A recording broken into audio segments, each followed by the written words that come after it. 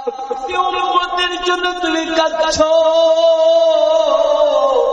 ওই উম্মতকে বেরি পড়াইয়া জাহান্নামে নিয়ে যাইতেছে রে। ওই সময় বাবা আল্লাহ নবী মাথা উঠাইয়া দেখবে আদম নবী আলাইহিস সালাম, আদম আলাইহিস সালামকে জিজ্ঞাসা করা হবে, বাবা আদি পিতা আপনি বলুন বলুন বলুন আমার উম্মতকে কোন রাস্তায় নিয়ে যাচ্ছে? আল্লাহ নবী সাল্লাল্লাহু আলাইহি সাল্লাম জাহান্নামের দরজার কাছে গিয়ে দাঁড়ায় যাবে। ফেরেশতাদেরকে বলবে, ফেরেশতারা নাই, ও ফেরেশতারা আমার উম্মতকে তোমরা জাহান্নামে দিও না, আমার উম্মতকে তোমরা জাহান্নামে ফেলে দিও না, যতক্ষণ পর্যন্ত আমার আল্লাহর কাছ থেকে ফয়সালা না আসবে রে, এতক্ষণ পর্যন্ত আমার উম্মতকে তোমরা জাহান্নামে ফেলে দিও না।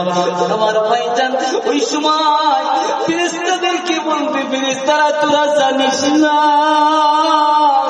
আমি নবী উম্মতের জন্য সারাটা রাত ঘুমাই না।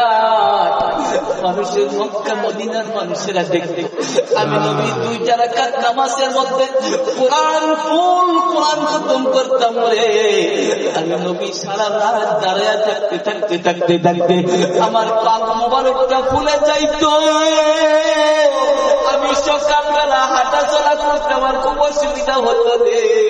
শুধুমাত্র একটাই আমার উদ্দেশ্য ছিল, বলে আমার আখির নবীর উম্মত, আমার উম্মত যেন একটাও জাহান্নামের মধ্যে না যায়।